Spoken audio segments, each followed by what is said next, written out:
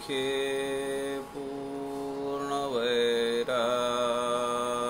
ज्याचे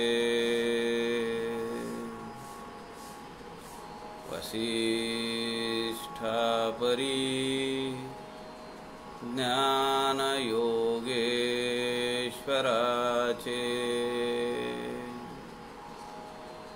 कवी वाल्मीकी सारिखा मान्य ऐसा नमस्कार माझा सद्गुरु रामदासा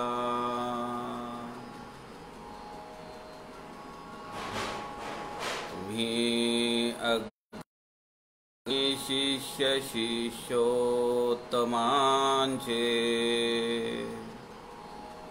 तुम्हा ठाऊके गुज माझ्या जीवीचे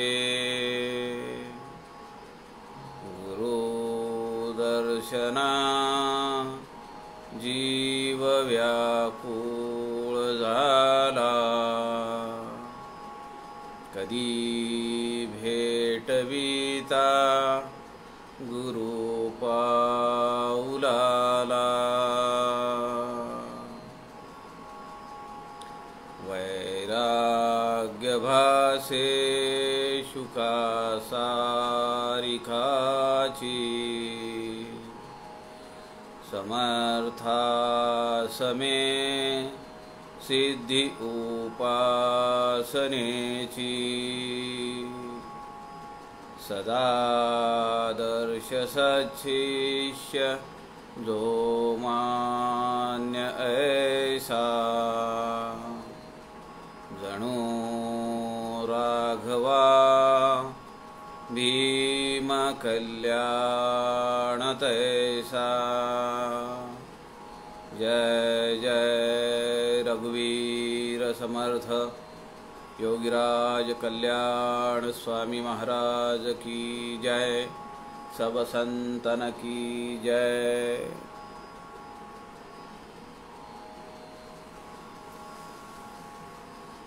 सज्जन हो नमस्कार।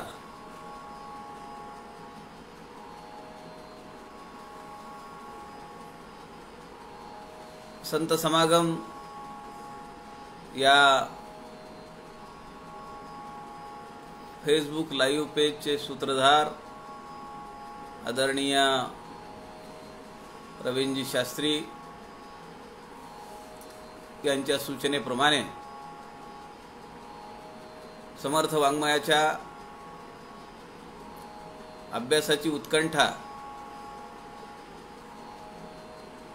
सर्वदूर पोचावी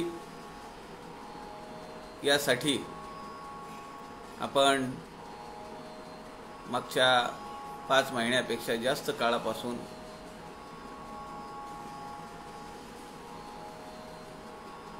समर्थ वाङ्मयाचा अभ्यास करण्याचा प्रयत्न करतो आहोत। मनाचे श्लोक, ग्रंथराज दासबोध, आत्माराम आणि त्यानंतर आता आपण समर्थांचं एक छोटेखानी समर्थांवर लिहिलेलं कल्याण स्वामी कृत सोलिव सुख याचा विचार आपण सध्या करतो आहोत। सोलिव सुख हे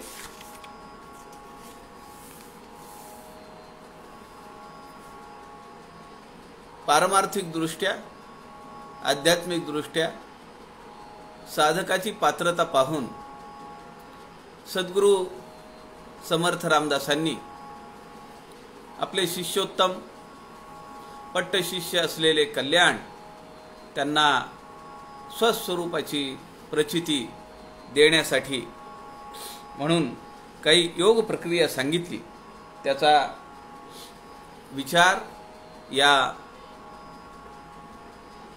काव्यामध्ये आलेला आहे। आपण पाहिलं की कल्याण स्वामी हे तसे समर्थांना चिरंजीवाप्रमाणेच आहेत. त्यामुळे त्यांची निष्ठा, त्यांची श्रद्धा, साधनेवर असलेला अतूट विश्वास, साधनेतलं सातत्य, या सगळ्या गोष्टी पाहून राष्ट्रगुरु समर्थ रामदास स्वामींनी त्यांना मोठ्या प्रेमाने, आपुलकीने, स्नेहाने जवळ बसवून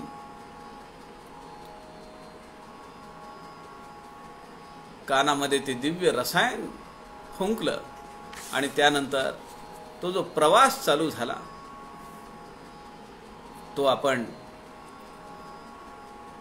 काल पाहत होतो.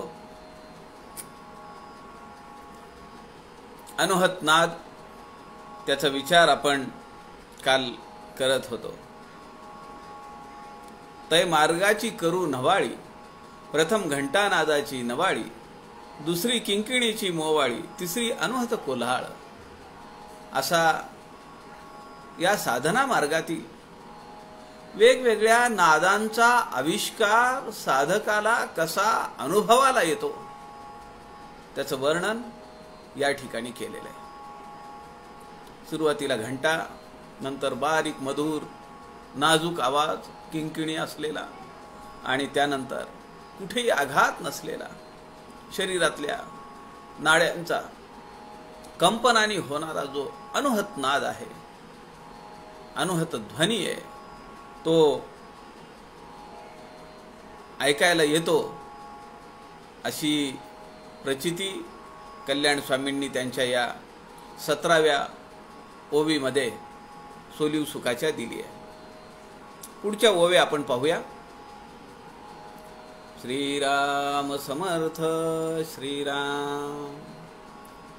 आता अग्री लक्ष लावी, काय दिसेल ते न्याहाळी, चंद्रज्योती प्रकाशली, व्यूह बांधिला बळकट श्रीराम.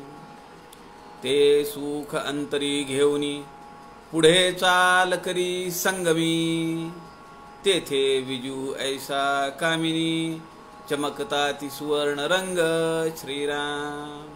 तेही जाणोणी मागे सारी, पुढे सूर्यबिंब अवधारी, ज्वाळा निघती परोपरी, दंडळू नको कल्पांती श्रीराम.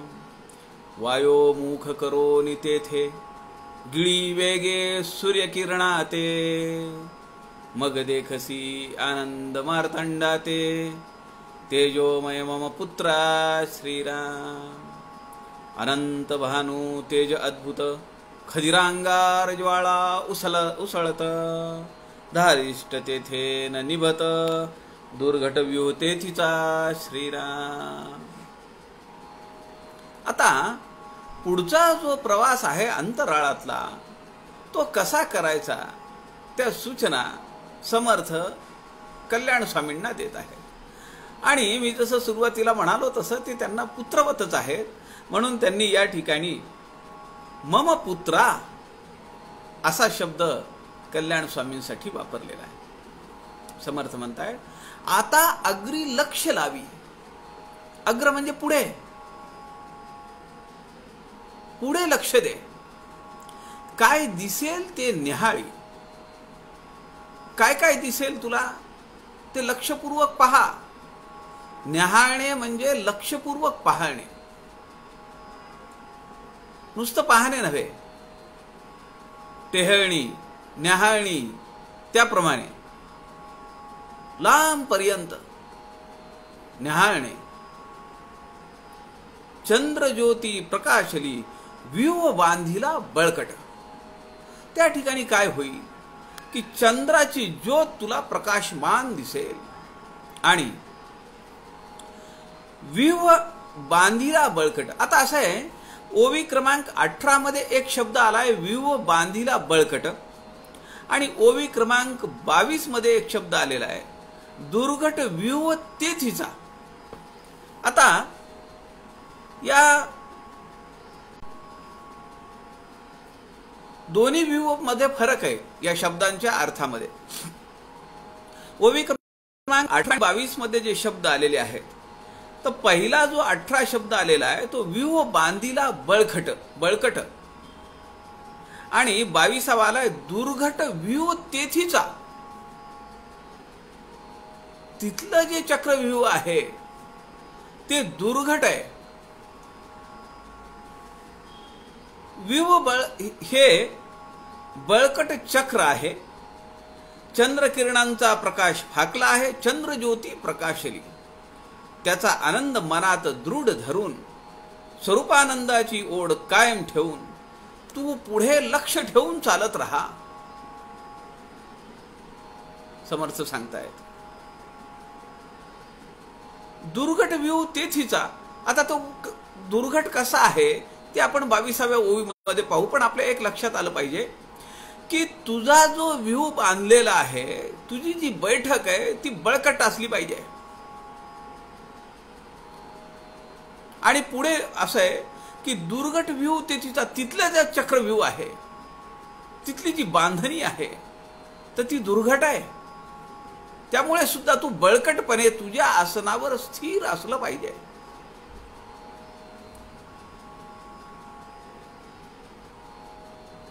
अनंत सूर्याचं तेज आकाशामध्ये प्रगट झाल्यामुळे रखरखीत खाई सारखा, काय शब्द वापरलाय समर्थांनी, खदिरांगार. रखरखीत खाई सारख्या ज्वाळा उसळा मारतायत की काय खालून, असं तुला वाटू लागेल. पण धारिष्ट ठेव, प्रयत्न सांडू नकोस. व्यूह दूर झाला की ज्ञानी भक्ताच्या दृष्टीने पहा, परमात्म्याचा तू अनुभव घे. ते सुख अंतरी घेऊन पुढे चाल करी संगमी. संगम खदिरांगार ज्वाळा आहेत आणि पुढे शीतळाई आहे. सूर्याची दहाकता आहे, चंद्राची शीतलता आहे. तो जो संगम आहे, समर्थ म्हणतात पुढे चाल करी संगमी. तेथे विजू ऐसा कामिनी चमकता ती सुवर्ण रंग. त्या ठिकाणी तुला अत्यंत प्रखर अशा विजा चमकल्यासारख्या वाटतील आणि त्यातून सुवर्णासारखा रंग उसळून वर आल्यासारखा तुला दिसेल. तेही जाणोनी मागे सारी, पुढे सूर्यबिंब अवधारी. समर्थांनी सांगितले आता अग्री लक्ष ठेव. तुझं लक्ष कुठं असलं पाहिजे? पुढे. इकडे तिकडे पाहता उपयोगी नाही. ध्येयावर लक्ष ठेव.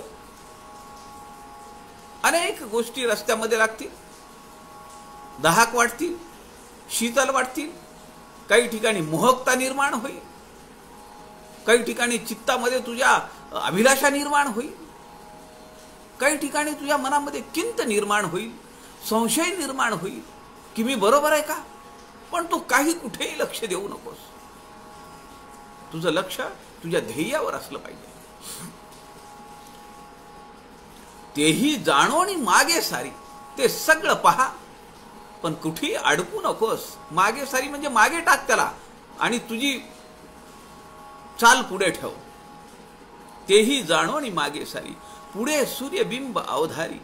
ज्वाळा निघती परोपरी, दंडळू नको कल्पांती. तुला असं वाटेल की कल्पांत आला का काय, सगळ्या सृष्टीचा ऱ्हास होतोय की काय, सगळं जग बुडण्याची वेळ आली की काय,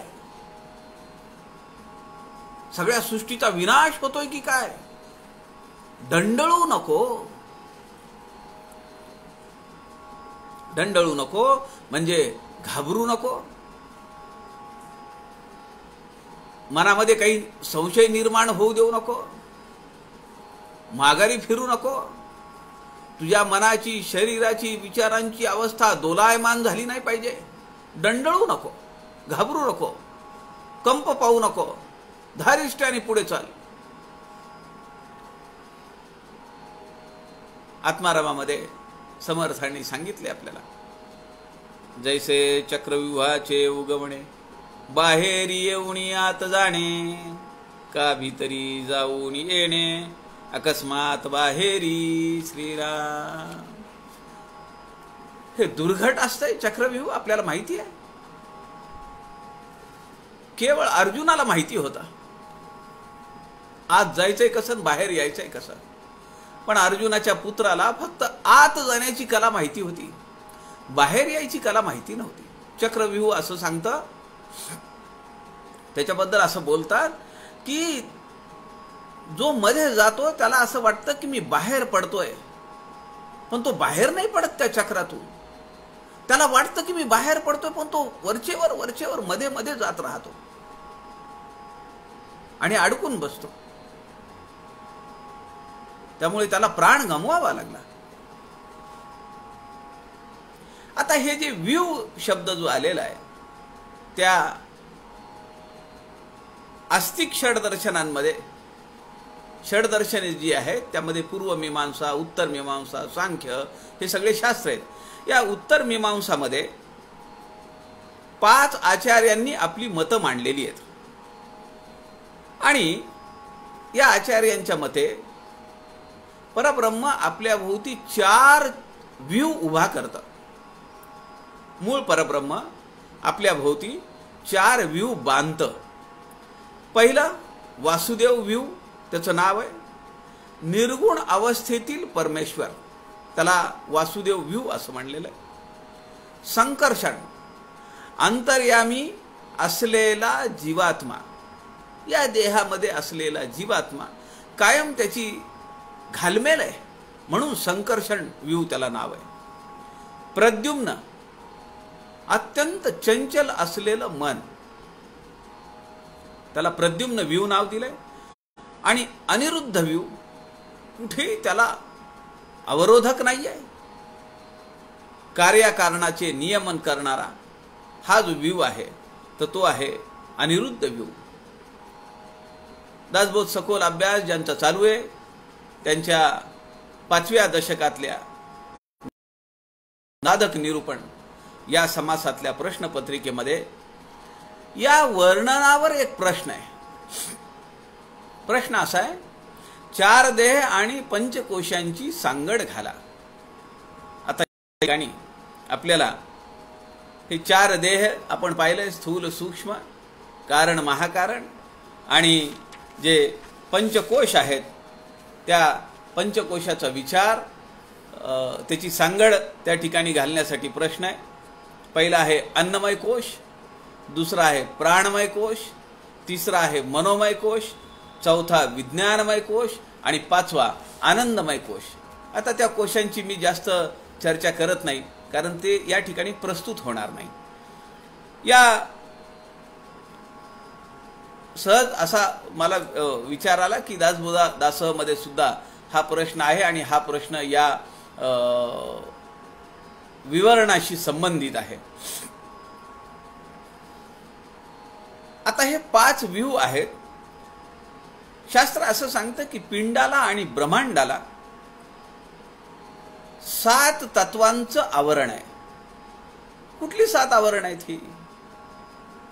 पिंडातला जीवात्मा किंवा ब्रह्मांडातला शिवात्मा यांना आवरण आहेत 7 प्रकारची.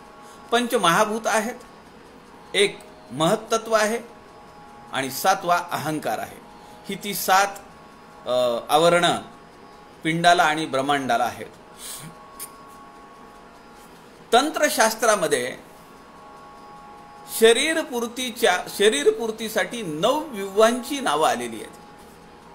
त्यामध्ये कालव्यूह, काळ म्हणजे काळ, सूर्य चंद्र यामुळे होणारा जो काळ आहे, क्षण, लव, घटिका, पळ, दिवस, रात्र, महिने, वर्ष असा.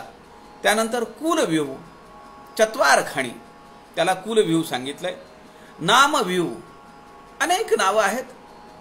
सर्वसामान्य पदार्थांची, कुठली काय व्यक्ती असेल, वस्तू असेल, पदार्थ असेल, त्यांना नावं आहेत. ज्ञानव्यूह, अनेक प्रकारचं ज्ञान पिंडाला मिळवता येतं, हा ज्ञानव्यूह आहे. चित्तव्यूह, अंतःकरण पंचकामध्ये अंतःकरण जर काढलं तर त्यानंतर मन, बुद्धी, चित्त आणि अहंकार हे जे चार आहेत यांना चित्तव्यूह असं म्हणलंय. नादव्यूह, परा, पश्यंती, मध्यमा आणि वैखरी या वाणीचे जे चार प्रकार आहेत त्याला नादव्यूह असं म्हणलंय. बिंदुव्यूह यामध्ये आपल्याला माहिती आहे की मूलाधारापासून सहस्रार चक्रापर्यंत षटचक्र जी आहेत त्या समुदायाला बिंदुव्यूह असं म्हणलंय. कलाव्यूह, अ पासून क्ष पर्यंत जे वर्ण आलेत, जी व्यंजन आली आहेत, जे स्वर आलेत त्याला कलाव्यूह असं म्हणलंय. आणि जीवव्यूह नववा तो म्हणजे सुख दुःखाभोवतीचे जीवात्मे, याला जीवव्यूह असं म्हणलंय. समर्थ या ओवीमध्ये म्हणतात की वायोमुख करून तेथे गिळी वेगे सूर्य किरणाते, मग देखसी आनंद मार्तंडाते, तेजोमय मम पुत्रा. तुला या प्रवासामध्ये उष्ण तेज दाहकता दिसेल. खजिरांगा खाली विस्तव पेटवलेला आहे, त्यातून अग्नीच्या ज्वाळा भडकतायत असं पण वाटेल. पण तू कुठेही घाबरू नकोस, दंडळू नकोस, भिवू नकोस, पुढे चालत राहा. वायोमुख करोनी तेथे. वायोमुख या शब्दाचा काय अर्थ आहे? ओवी क्रमांक 21 मध्ये हा शब्द आलेला आहे. समर्थ म्हणतात तुला सूर्यबिंब दिसेल, त्यातून असह्य ज्वाळा बाहेर पडत आहेत, घाबरू नको, ते सहन कर. वायोमुख कर म्हणजे ऊर्ध्वमुखी झालेला श्वास काकी मुखातून वर घे, त्यातून सर्व प्राण विलीन होतील. आता मारुत वायूच्या सहाय्याने सूर्यकिरणांचा फडशा पाड, ते सर्व गिळून घे, मग तुला तेजपुंज असा आनंदरूपी सूर्य दिसेल.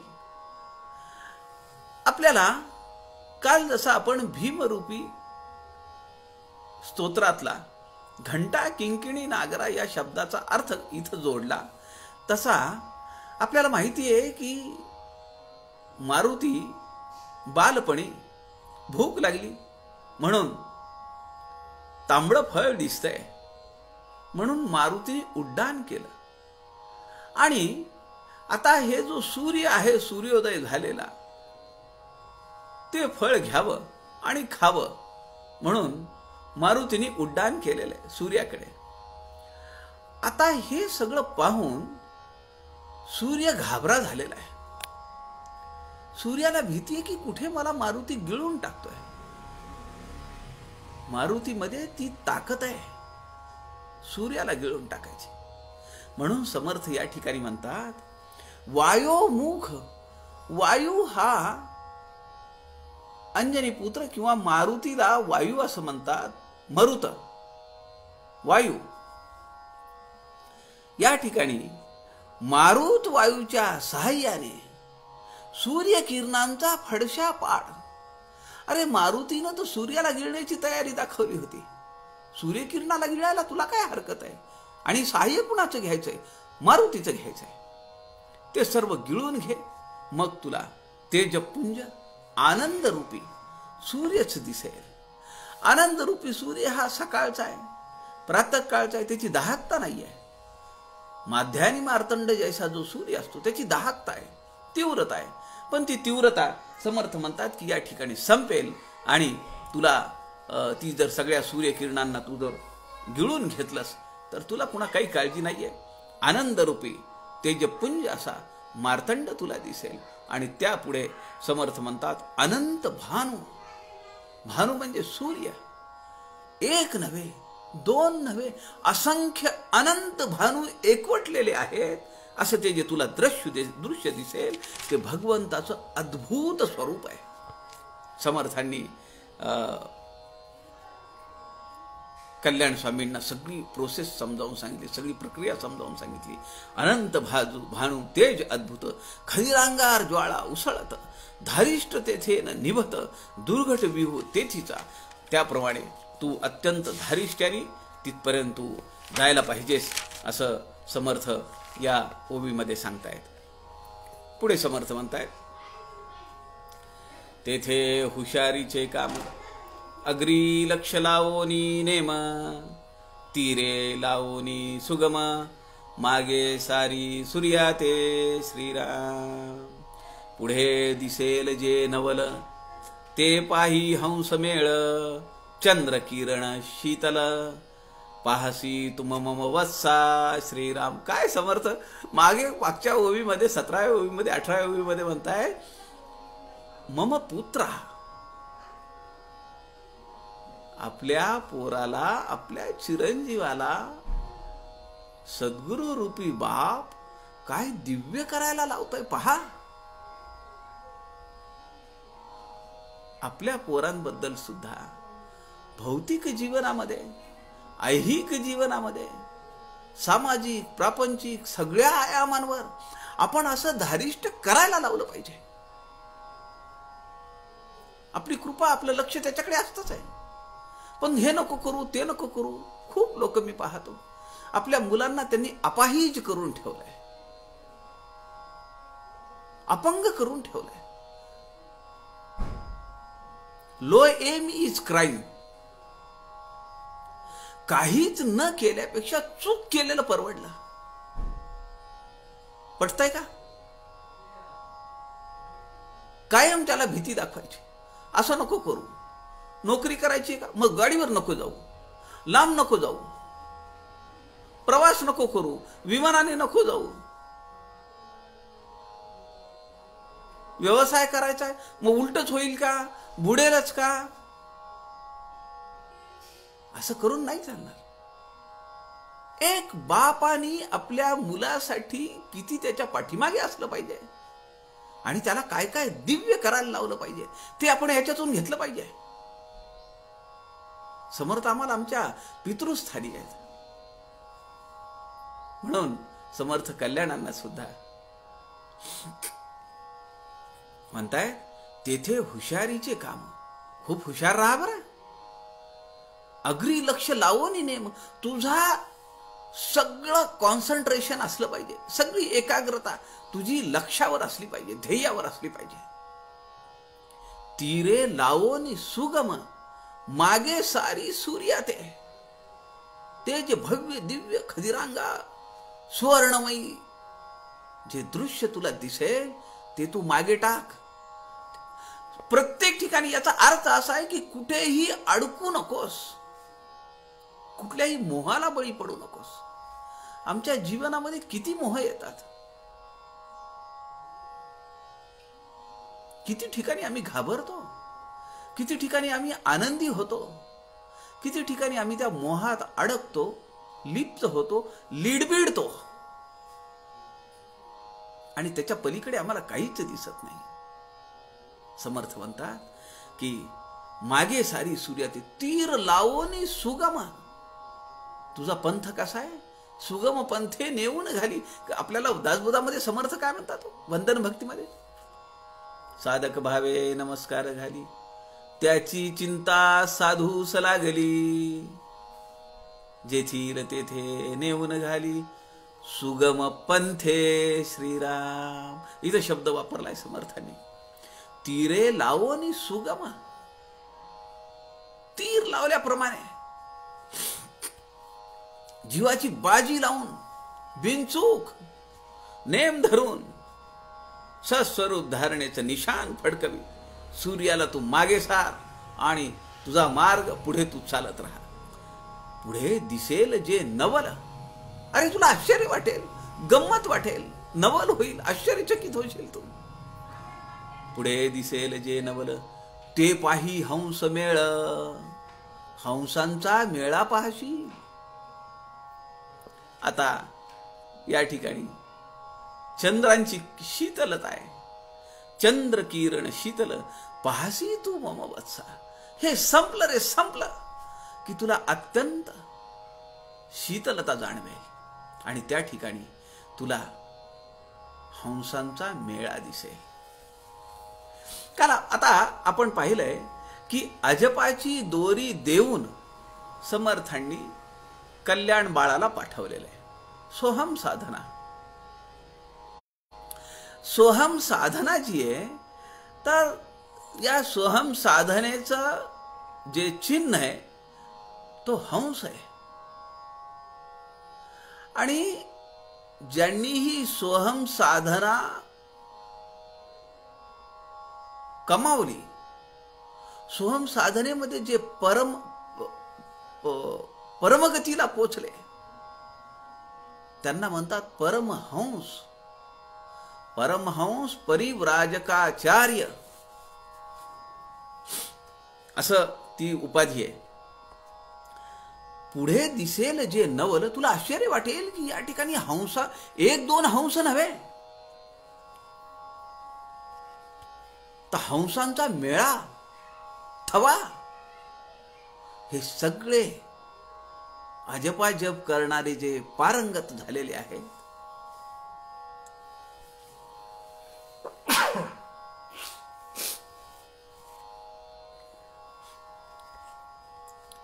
ही जी सगळी मंडळी आहे त्यांचा तुला थवा दिसेल. आता तुला वाटेल की तू एकटा नाहीयेस. चंद्र किरण शीतल तू मम वत्सा. तेव्हा मागील दाह शमेल, शीतळाई सर्वांग होईल.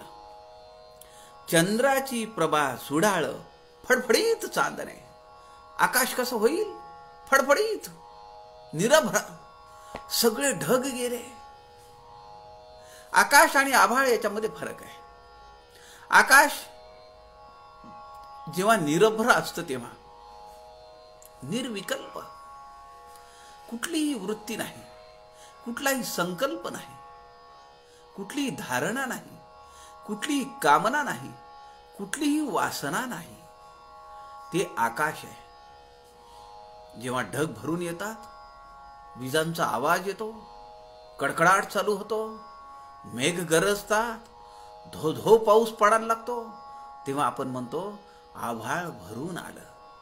आकाश भरून आलं नाही, आभाळ भरून आलं.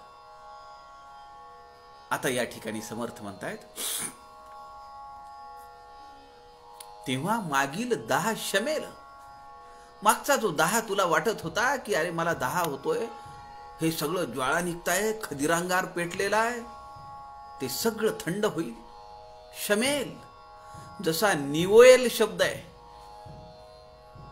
निवणे, तसा शमेल शब्द आहे. तेव्हा मागील दाह शमेल, शीतळाई सर्वांग होईल. शीतळाई, शीतळाई म्हणजे काय? या नावावरून आपल्या लक्षात येईल की शीतळ म्हणजे थंड. पण आपल्या या व्यासपीठावर माधवी पानसे आहेत, त्यानंतर आमच्या नांदेडच्या माडेकर काकू, अपर्णा बंगाळे, ही सगळी मंडळी योग शिक्षक आहेत, योग तज्ञ आहेत. विशेष श्रेणीमध्ये उत्तीर्ण झालेली ही मंडळी आहेत अंबिका योग कुटीरची.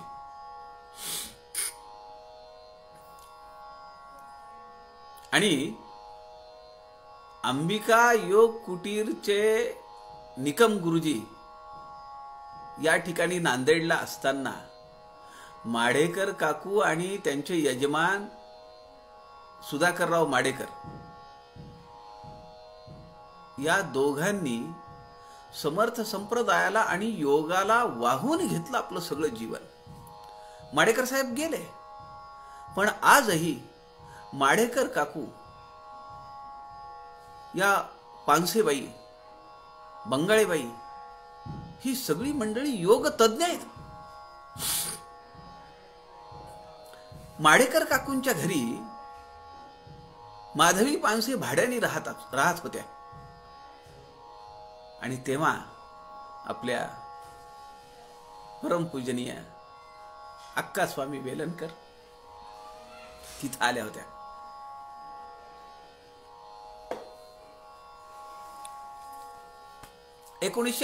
ची गोष्ट आहे. 1998ला धनत्रयोदशीच्या दिवशी अक्का समर्थ चरणी लीन झाल्या. 1998चा घळीचा साधना सप्ताह संपला आणि सुनील दादांनी सांगितलेली मला आठवण आहे. तिथून निघताना निरोप घेऊन सगळेजण, तेव्हा अक्कांनी सुनील दादांचा हात हातात घेतला. मोठा हृदयस्पर्शी प्रसंग आहे. अक्कांनी सुनील दादा चिंचोळकरांचा हात हातात घेतला आणि अक्का असं म्हणाल्या, मी असो का नसो, पण तुम्ही दरवर्षी साधना सप्ताहाला यायचंय हा. सुनील दादांनी तो शब्द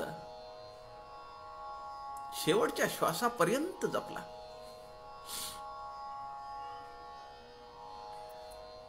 केवळ 1 वर्ष सुनील दादांच्या पायाचं फ्रॅक्चर झालं होतं. ते होते डेरवनला, त्यामुळे त्यांना येता नाही आलं. आणि शेवटचं वर्ष तर ते आजारीच होते. या पानसेबाईंना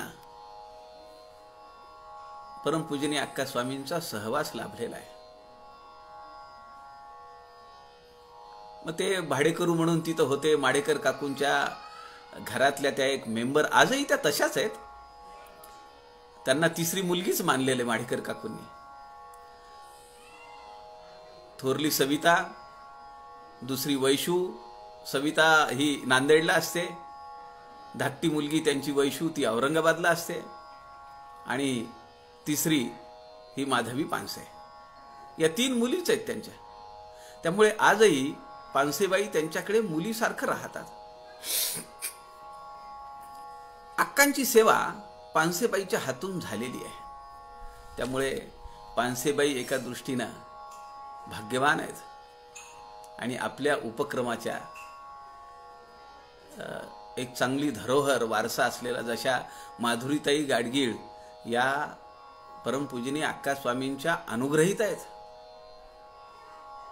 आज दास साधना सप्ताहामध्ये तिथे येणारे जे साधक आहेत त्यापैकी माधुरीताई या अनुग्रहित आहेत. माधवी पानसे, दोघांची नावं मापासूनच आहेत.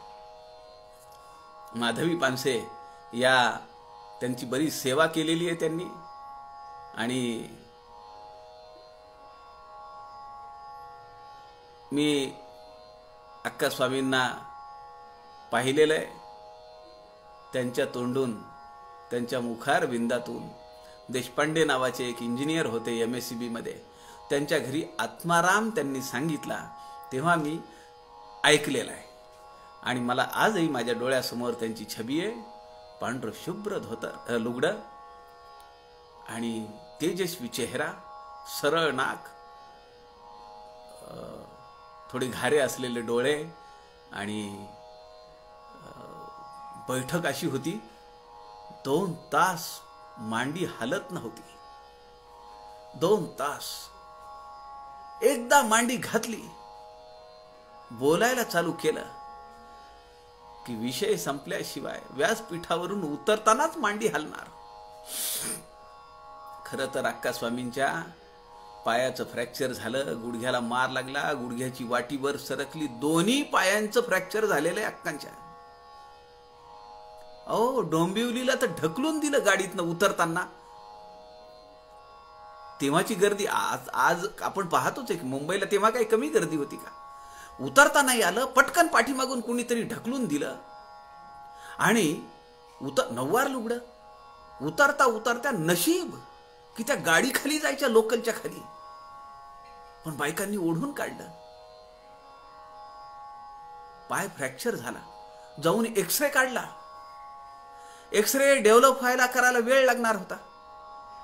पहा तुम्ही, म्हणजे अक्कांची देहबुद्धी कशी नष्ट झालेली होती त्याचा प्रसंग मी तुम्हाला सांगतोय. खाली पडल्या,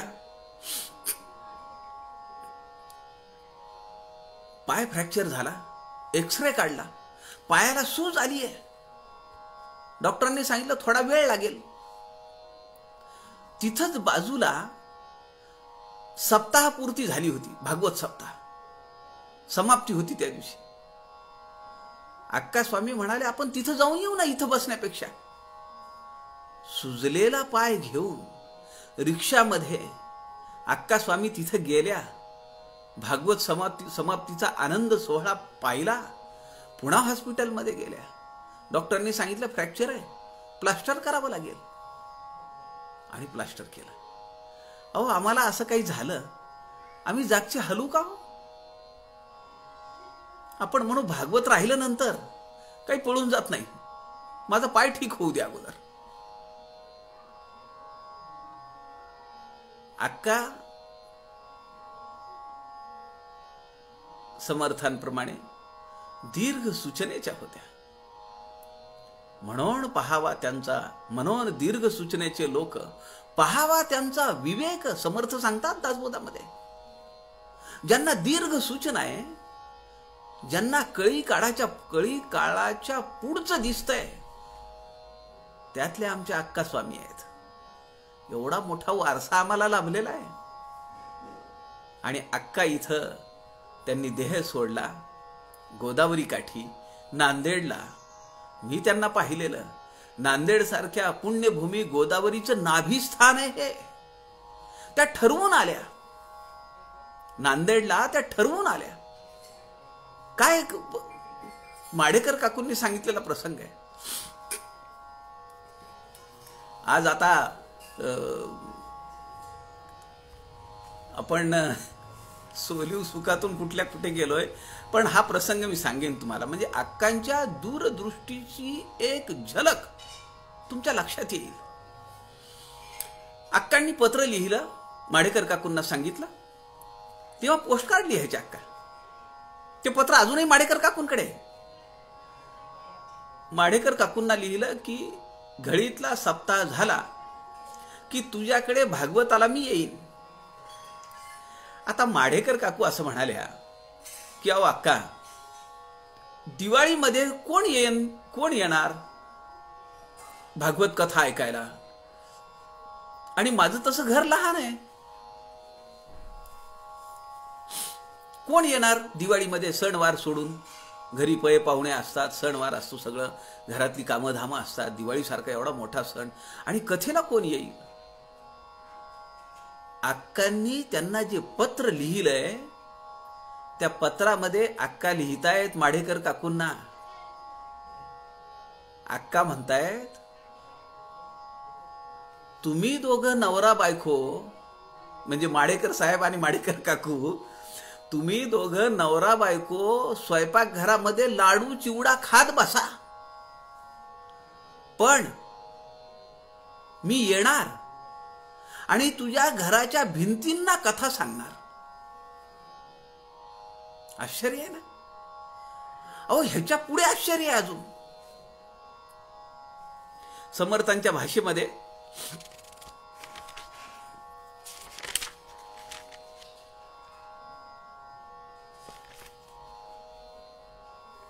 पुढे दिसेल जे नवल, मागे सारी सूर्या ते, हे जे वाक्य आहे ना, पुढे दिसेल ते नवल. तुम्हाला अजून आश्चर्य वाटेल, तुम्हाला अजून गंमत वाटेल. अक्कांनी पुढे लिहिलं, जर तुम्ही कुण्या गावी गेलात, बघा लक्ष देऊन ऐका, काय अक्कांचा निर्धार किती आहे. अक्कांनी पुढे पहिल्यांदा काय लिहिलं की दिवाळी येणार, कुणी येणार नाही, ठीक आहे, तुम्ही दोघं नवरा बायको स्वयंपाकघरामध्ये बसून लाडून चिवडा खात बसा, मी तुमच्या घराच्या भिंतींना भागवत कथा सांगेन.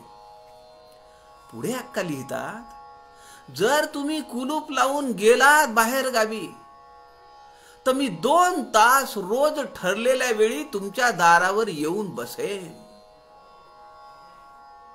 आहे ना आश्चर्य? किती निर्धार आहे. अक्कांना माहिती होतं ही कथा पूर्ण नाही होणार, म्हणून अक्कांनी सुनील दादांचा हातात हात घेऊन वचन घेतल्याप्रमाणे त्यांचा शब्द घेतला आणि सुनील दादांनी तो शेवटपर्यंत पाळला. सज्जन हो, असा शब्द देणं, असा शब्द घेणं आणि पाळणं, याला मनाचा निर्धार लागतो. आणि तो निर्धार काही समर्थ कृपा, काही ईश्वरी कृपा असल्याशिवाय नाही होत.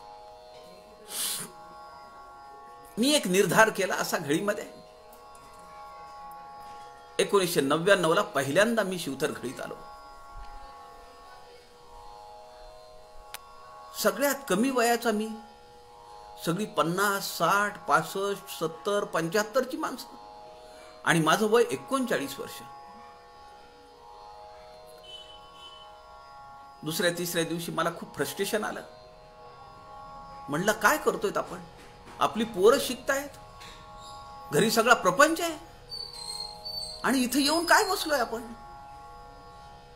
संध्याकाळी फिरायला 1 तास पाय मोकळे करण्यासाठी असतो. मला अजूनही तो प्रसंग आठवतो.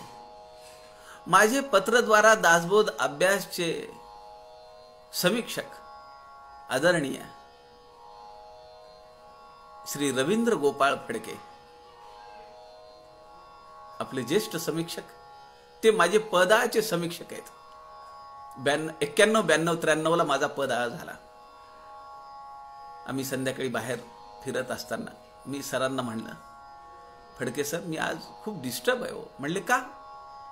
म्हणलं माझी मुलं शाळेत आहेत अजून आणि मी इथे येऊन बसलोय.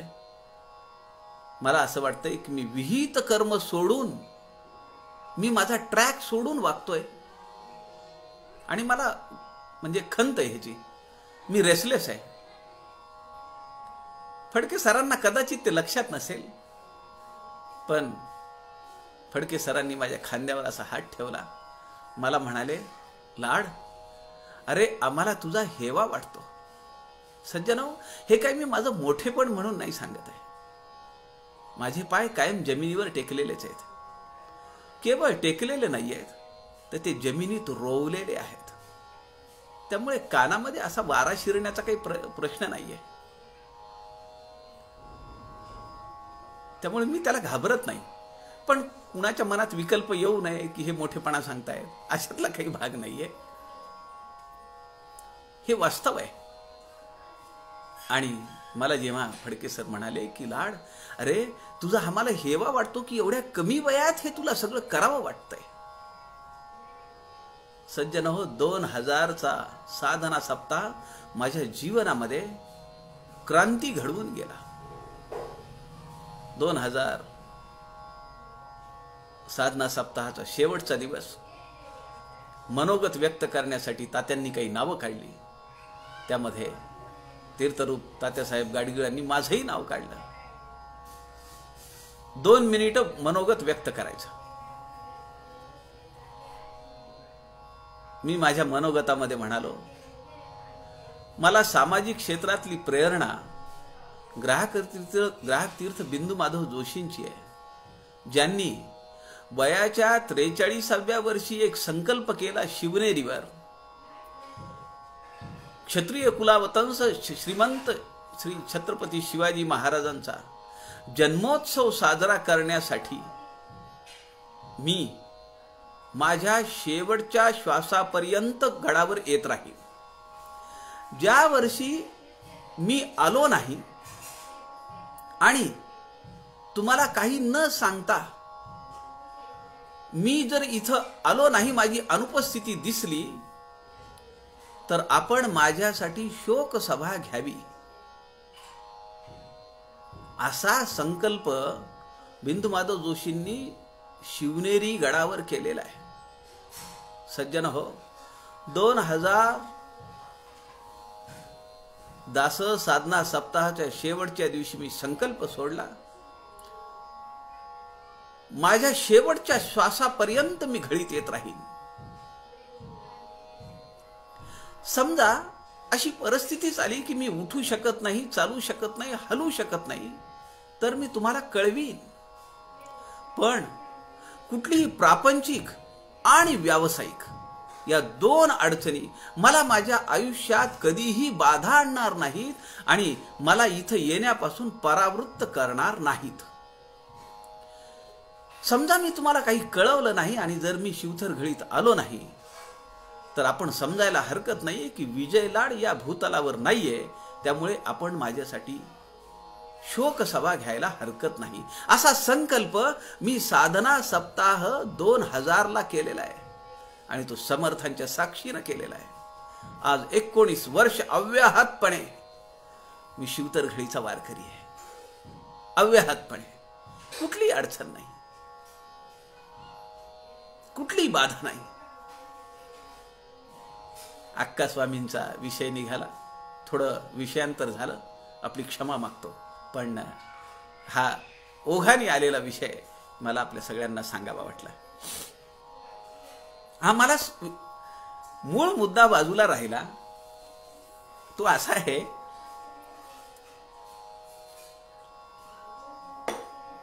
ही जी शीतळाई आहे ना, ही शीतळाई एक योग साधनेतली प्रक्रिया आहे. जेव्हा खूप गरमी असते किंवा अंगाला दाह होतोय, अंगावर फुटकुळे आल्यात, तोंड आलेलं आहे, ऍसिडिटी झालेली आहे, हे सगळे कसे उष्णता वाढल्याचे परिणाम आहेत. योग साधनेमध्ये आता मला या ठिकाणी माडेकर काकू तर नाहीत, परंतु माधवी पानसे किंवा बंगाळीबाई म्हणतील की हे आम्हाला शिकवायला लागले का योग साधना, असा माझा काही हेतू नाहीये. पण ही जी शीतळाई आहे ना, तर ही शीतळाई आपल्या अंगाला शांतता देते, शीतलता देते. काय शीतळाई म्हणजे? जिभेची पुंगळी करायची आणि हवा मध्ये खेचायची.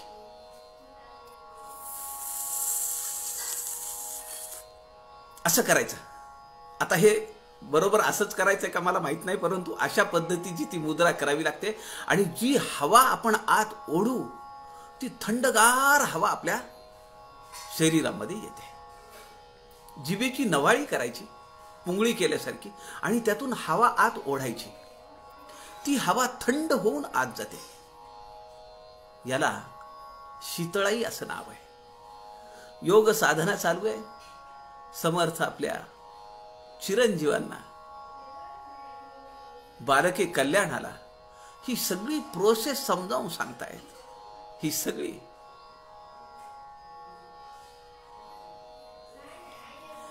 सगळी प्रक्रिया समजावून सांगतायत.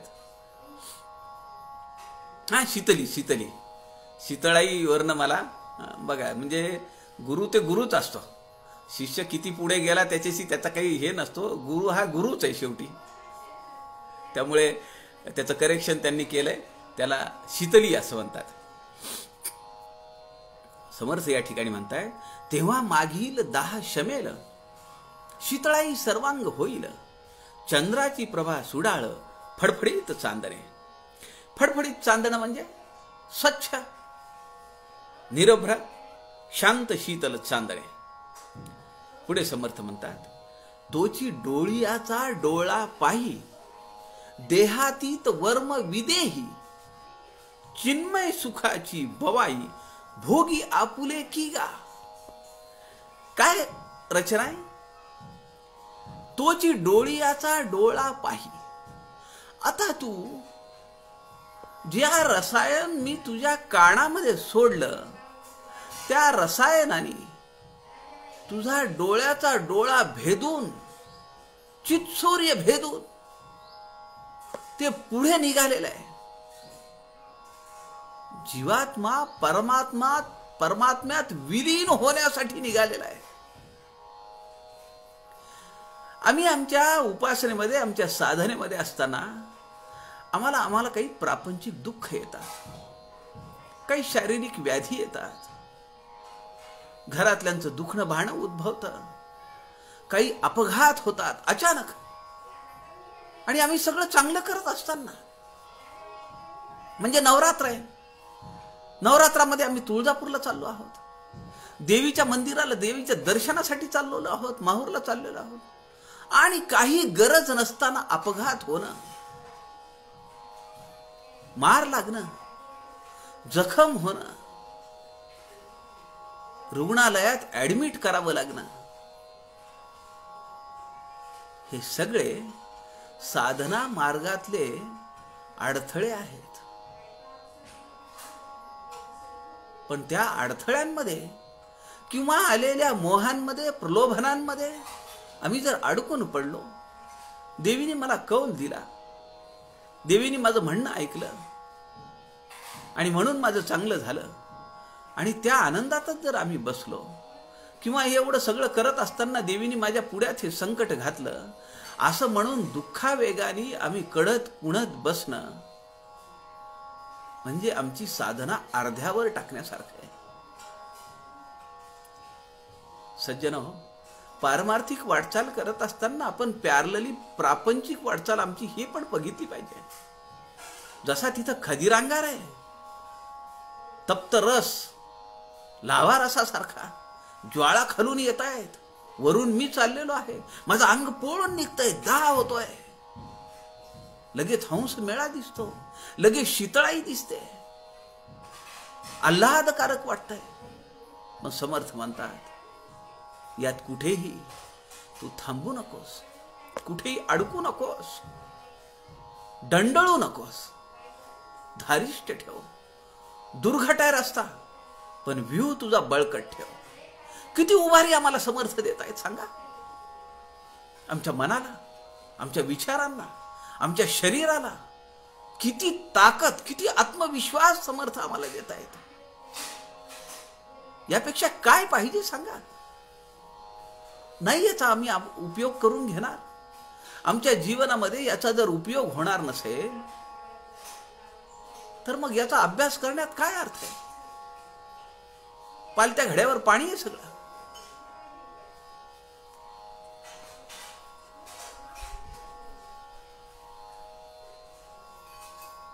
समर्थ या ठिकाणी म्हणतायत, तेची डोळियाचा डोळा पाही. तुझ्या डोळ्यातला जो डोळा आहे, तुला जी दिलेली शक्ती आहे, ती शक्ती तू पहा. तेची डोळियाचा डोळा पाही. देहातीत वर्म विदेही. काय वर्म आहे देहातीत होण्याचा? विदेही होणं हे वर्म आहे. गूज आहे ते, गूज, परमगुह्य गूज आहे. देहातीत होणे हे जीवनाचं वर्म आहे. म्हणून पुढे शब्द आलाय विदेही होणे. चिन्मय सुखाची बवाई भोगी आपुले की गा. आणि मग त्यानंतर तू जे चिन्मय सुख आहे ते तू भोगशील. ते सच्चिदानंद रूप होऊन, सच्चिदानंद रूप होऊन तू राहशील. चित म्हणजे असणे, आणि मय म्हणजे विपुलता किंवा व्यापक होणे. ते जे व्यापक, विपुल, असतची असे असलेलं जे परब्रह्म आहे, ते चिन्मय स्वरूप आहे. ते सच्चिदानंद घन स्वरूप आहे. ते परमात्मा स्वरूप आहे. ते परब्रह्म स्वरूप आहे. ते ब्रह्म स्वरूप आहे. आणि ते तू तसं होऊन पुढे राहशील. या प्रचितीची तू प्रचिती घेशील. म्हणून समर्थ म्हणतात, भोगी आपुले की गा. तू ते भोगशील. समर्थांचा विशब्द आहे तो खोटा आहे का? त्यावर संशय घ्यावा का?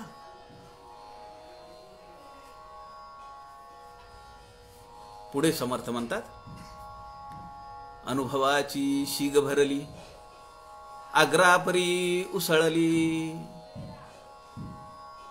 भूमंडळी प्रभा पडली, कर्पूर वर्णन बजाहले श्रीराम. बवाई याचा अर्थ तो आनंद, त्याची प्रचिती, त्याचा अनुभव, त्याची प्रतीती. बवाई या शब्दाचा अर्थ आहे त्याची प्रचिती घेशील, त्याचा अनुभव घेशील. म्हणून चिन्मय सुखाची बवाई भोगी आपुले की गा. ते तू उपभोगशील. त्याची प्रचिती तुला मिळेल. त्या चिन्मय सुखाची सच्चित घन स्वरूप तू राहशील. चैतन्य रूप होऊन राहशील. पुढे तोच मुद्दा पुढे घेतायत समर्थ. अनुभवाची शीग भरली. शीग म्हणजे माप. आपण काय म्हणतो? शिगोशीग भरा, माप शिगोशीग भरा, म्हणजे कमी देऊ नका, काठापर्यंत भरा. अनुभवाची शीग भरली, काठापर्यंत भरलं. आग्रापरी उसळली.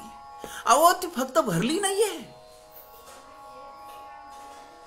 तो जो सच्चित घन आनंद जो आहे, परब्रह्म स्वरूपाचा जो शाश्वत सुखाचा आनंद आहे, तो उसळी मारतोय. आग्रापरी उसळी. भूमंडळी प्रभा पडली. हे सगळं कुठे घडतंय? वर घडतंय. त्याची प्रभा, त्याचं तेज खाली पडलंय. चौदेह कुठं आटलेले खाली आहेत? काही देह धरून गेलेत का कल्याण स्वामीवर? त्रिकूट, श्रीहाट चुराडा केला. चौदेहाचा 8 झाला. केवळ तत्वस्वरूप होऊन कल्याण स्वामी वर गेलेले. वर म्हणजे कुठे हो? ही जी काही आवरण आहेत आमच्या पिंडाला, ब्रह्मांडाला, ही सगळी भेदून पलीकडे गेलेली आहेत. म्हणून समर्थ म्हणतात, उदास वृत्तीस मानवे जन, रामकथा भेदून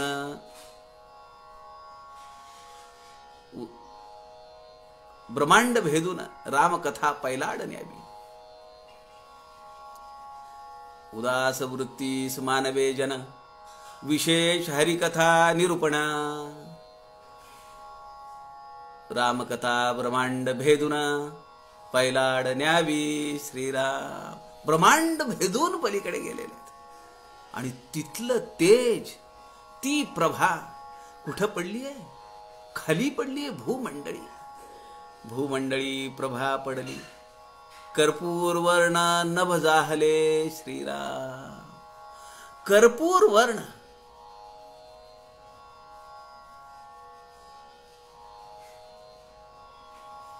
कसं झालंय?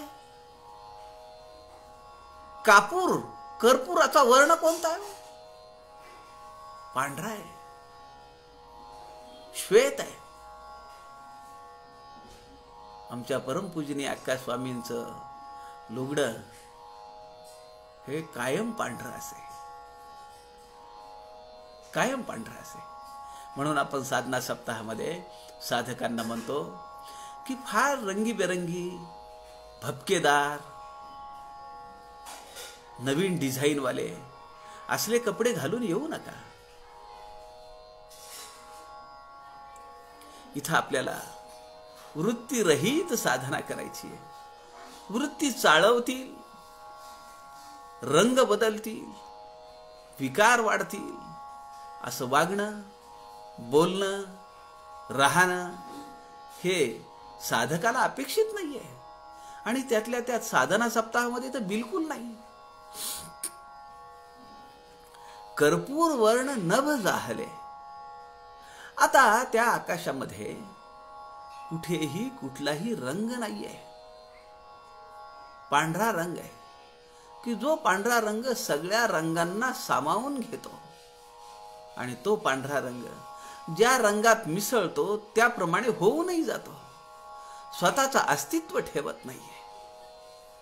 हे आपण पाहिलं पाहिजे. माझं, मी, मला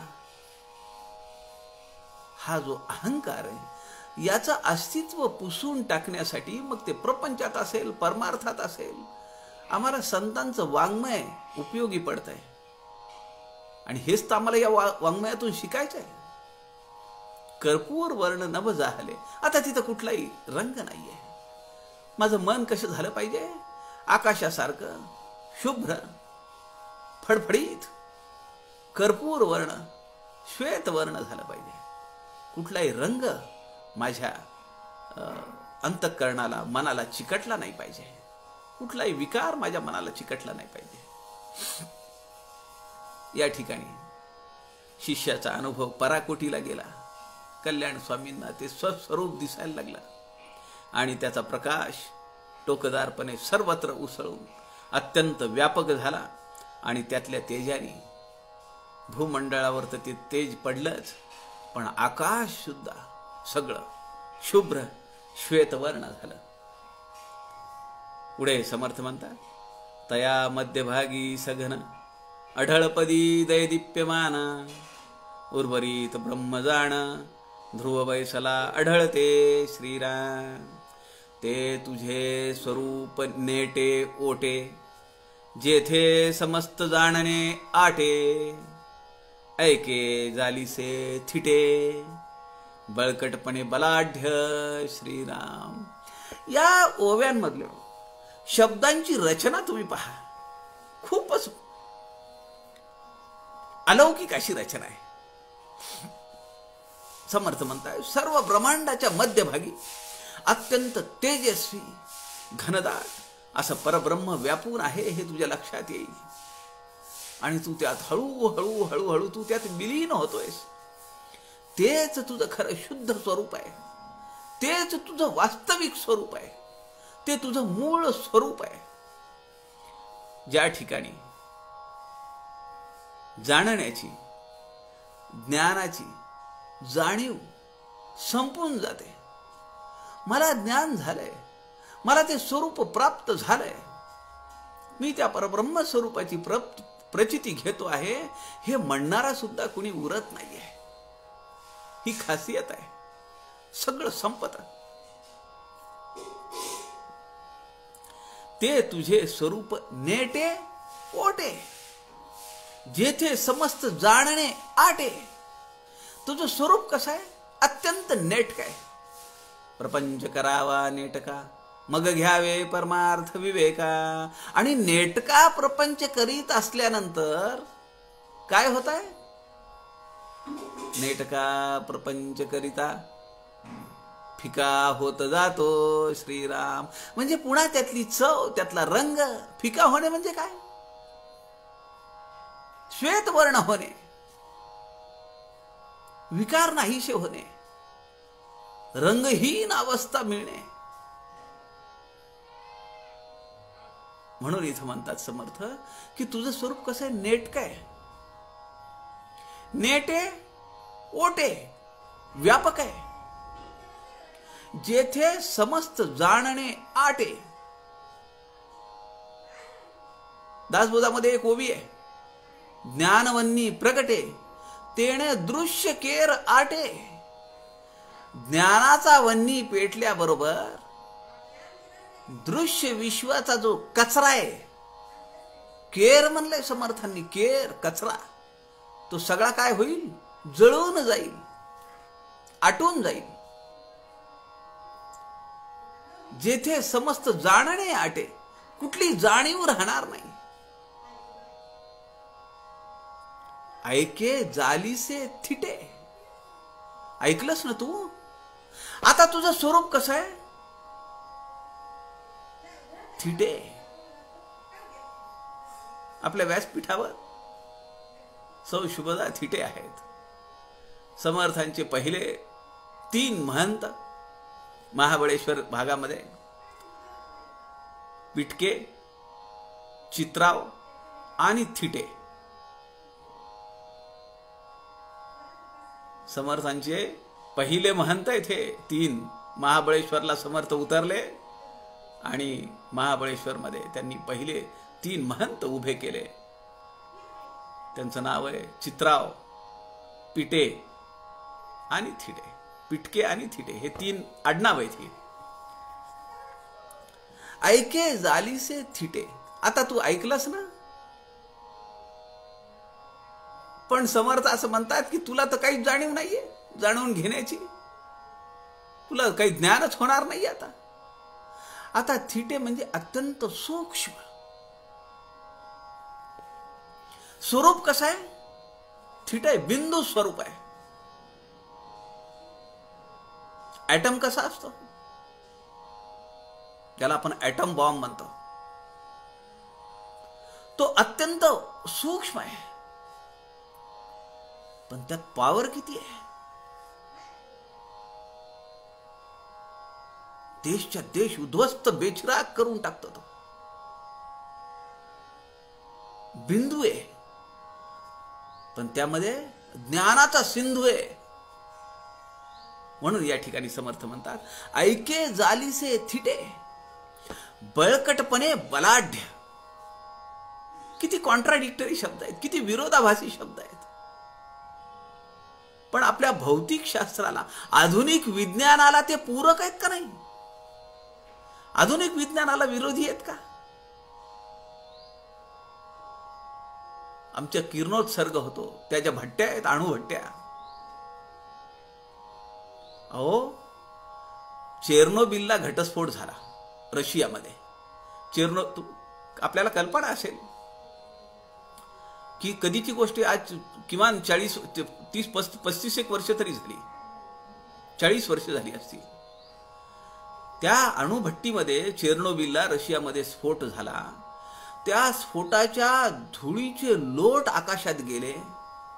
आकाशामधल्या ढगांनी ते व्याप्त झाले. त्या धुळीच्या कणांसगट जिथं पाऊस पडला, तो किरणोत्सर्गी पाऊस पडला. त्यावर जे धान्य आलं, त्यावर जे गवत आलं, ते किरणोत्सर्गी गवत होतं. ज्या जनावरांनी ते गवत खाल्लं आणि जे दूध दिलं, ते दूध सुद्धा किरणोत्सर्गी होतं. त्या दुधांचे बाय प्रॉडक्ट जे झाले, दूध आणि दुग्धजन्य पदार्थ, ते पदार्थ रशियानी, अमेरिकेनी आपल्या देशात मागवले नाहीत. काय दूरदृष्टी आहे लोकांची पहा. आपण एवढा विचार करू शकतो? आणि आज नाही, ही 40 वर्षापूर्वीची घटना सांगतोय मी. अणु आहे. तसं समर्थ इथं म्हणतात, ऐके जालीसे थिटे बळकटपणे बलाढ्य. बाळा लक्षात घे, केवळ धारिष्ट करून तू इथपर्यंत आलास. स्वस्वरूपाची प्रचिती घेऊन तू आता सामर्थ्यवंत झालास, वरदवंत झालास, वीरवंत झालास. अत्यंत प्रभावशाली प्रभा तुझ्यामध्ये एकत्र झाली आहे. असं ते स्वरूप तुला आता प्राप्त झालेलं आहे, असं समर्थ कल्याण स्वामींना समजावून सांगतायत. कल्याण स्वामी काही देहधारी नाही आहेत. समर्थ तरी कुठे देहधारी आहेत? कारण ते दोघेही एका स्वरूपाचे आहेत. आपण आपे आपण, तुम्ही जसे आहात तसं मला करा, असा लाडीवाळ हट्ट कल्याण स्वामींचा समर्थांनी पुरवलेला आहे. म्हणून समर्थ देहधारी आहेत काय, देहधारी नाही आहेत काय? कल्याण स्वामींनी देह सोडला म्हणून त्यांना ते ऐकू जात आहे काय? ह्या सगळ्या भावना, हे सगळे प्रश्न आपल्याला आपण देहबुद्धीत असल्यामुळेच पडतात. अन्यथा ज्यांची साधना आहे त्यांना हा प्रश्न पडणार नाही. आपल्या सगळ्यांच्या हृदयस्थ परमेश्वरास नमस्कार करतो. झालेली सेवा समर्थांच्या चरणी अर्पण करतो. जय जय रघुवीर समर्थ.